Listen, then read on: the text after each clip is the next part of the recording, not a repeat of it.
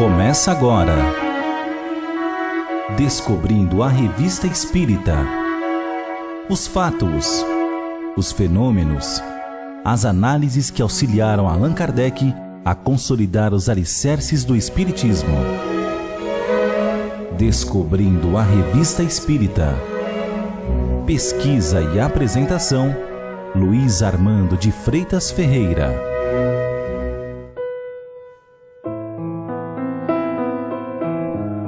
O número de julho de 1865 da Revista Espírita abre espaço para análise de Allan Kardec sobre notícia veiculada pelo Grande Jornal de 4 de junho, de autoria de Alberic Secon, dando conta que, apesar de seu ceticismo radical a respeito do espiritismo, espíritas e médiuns, um fato no mínimo intrigante. Conta ele que um de seus amigos, achando-se em casa de um médium, ao que se diz uma camponesa vinda das montanhas do Jurá, pouco letrada e afeita aos hábitos do desporto, perguntou a ela se um espírito poderia designar qual seria o vencedor das próximas corridas de Chantilly. Obteve pelas batidas a designação das letras que formavam o nome Gontran.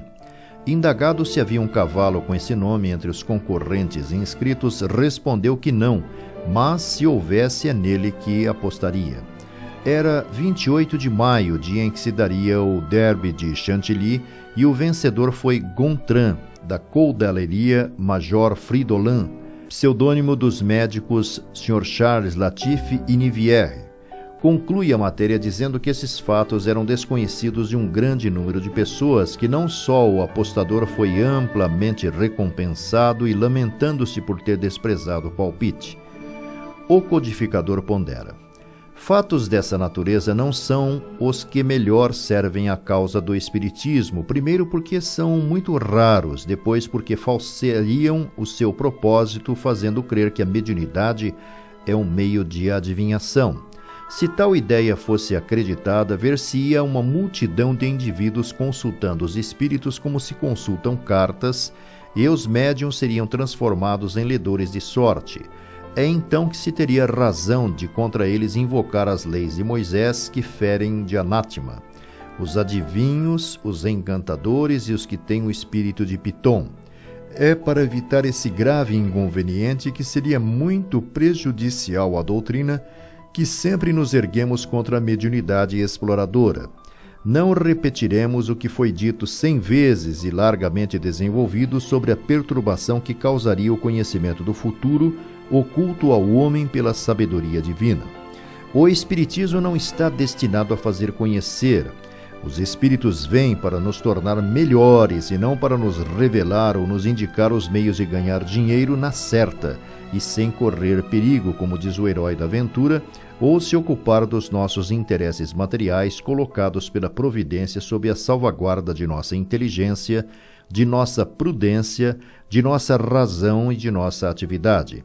Assim, todos os que, de desígnio premeditado, julgaram encontrar no Espiritismo um novo elemento de especulação a um título qualquer, equivocaram-se às mistificações ridículas e, por vezes, a ruína em vez da fortuna tem sido fruto do seu engano. Eis o que todos os espíritas sérios devem esforçar-se em propagar se quiserem servir utilmente à causa. Temos dito sempre aos que sonharam fortunas colossais com o concurso dos espíritos, sob o pretexto de que a sensação que tal acontecimento produziria tornaria todo o mundo crente quando se tivessem cupidez em vez de amor ao bem. É por isso que as tentativas desse gênero, encorajadas por espíritos mistificadores, sempre foram seguidas de decepções. Há alguns anos alguém nos escreveu de Hamburgo que, tendo perdido tudo no jogo e achando-se sem recursos para partir, teve a ideia de se dirigir a um espírito que lhe indicou um número no qual pôs seu último florim e ganhou com que sair da dificuldade. A pessoa nos convidava a publicar o fato na revista como prova da intervenção dos espíritos. Supondo a ação de um espírito em tal circunstância, ela não via a severa lição que lhe era dada pelo mesmo fato que lhe forneceriam os meios de ir-se embora e que a tirara de um caminho mau. Na verdade, era conhecer-nos muito pouco e nos supor bastante estúrdio para nos julgar capaz de preconizar semelhante fato como meio de propaganda, pois esta teria sido feita em favor das casas de jogo e não do espiritismo. Teria sido realmente curioso ver fazer a apologia dos espíritos que favorecem os jogadores e particularmente o roubo, porque ganhar na certa, quer com cartas marcadas, quer pela indicação de alguém, é uma verdadeira fraude. Para propagar a crença do espiritismo, temos igualmente meios mais eficazes e, sobretudo, mais morais. É o bem que ele faz, as consolações que proporciona, é a coragem que dá nas aflições. Quereis servir utilmente a causa, fazer uma propaganda verdadeiramente frutífera? Mostrai o que o Espiritismo vos tornou melhores. A verdadeira propaganda de uma doutrina essencialmente moral se faz tocando o coração e não visando o bolso. Eis porque favorecemos a uns e desiludimos os cálculos de outros. Voltemos a Gontran. Os fatos de previsão desse gênero, posto que não sendo sem exemplo, não obstante, são muito raros e podem ser considerados excepcionais. Aliás, são sempre fortuitos e jamais o resultado de um cálculo premeditado. Quando acontecem, devem ser aceitos como fatos isolados, mas seria louco e muito imprudente quem se fiasse em sua realização. Não se devem confundir essas espécies de realizações com as previsões que por vezes dão os espíritos dos grandes acontecimentos futuros, sobre cuja realização podem nos fazer pressentir no interesse sem igual e geral. Isto tem sua utilidade para nos manter alerta e nos induzir a marchar no bom caminho. Mas as predições em dia certo, ou com um caráter de precisão muito grande, devem sempre ser tomadas como suspeitas. No caso que se trata, o pequeno fato tinha uma utilidade. Era um meio, talvez o único, para chamar a atenção de certas pessoas para a ideia dos espíritos e sua intervenção no mundo, muito mais por um fato sério, isto é, necessário a todos os caracteres. Entre eles, alguns simplesmente teriam dito: é singular, mas outros e terão encarado pelo lado sério e realmente útil. Se apenas houvesse 1 em 10, seriam outros tantos elementos do ganho e da propaganda. Quanto aos outros, a ideia semeada em seu espírito germinará mais tarde. Relatando o fato, desde que teve grande publicidade, quisemos ressaltar as suas consequências, mas não o teríamos feito sem comentários a título de simples anedota. O Espiritismo é uma mina inesgotável de assuntos de observação e de estudo por suas inumeráveis aplicações. Diz o autor do artigo, no preâmbulo: mostrai-nos os fatos. Sem dúvida, ele imagina que os espíritos obedecem às ordens e que os fenômenos se obtêm à vontade como as experiências num laboratório. Ora, não é assim. Aquele que quer fenômenos não deve pedir que lhes tragam, mas procurá-los, observá-los e aceitar os que se apresentam.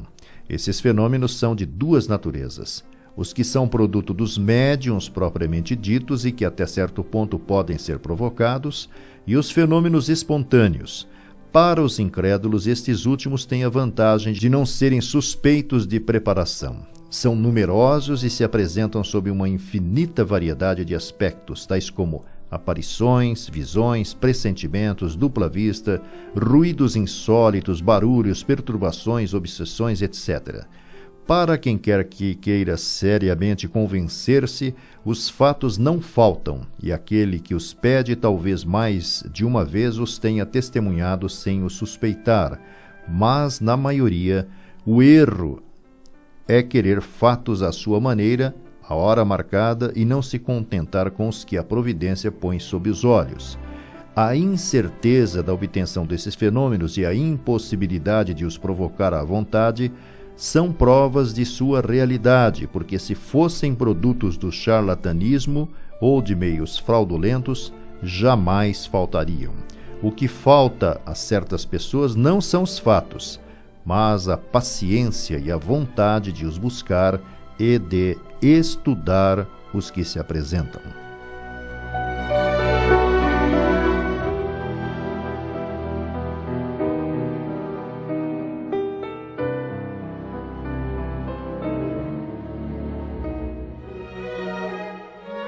Você ouviu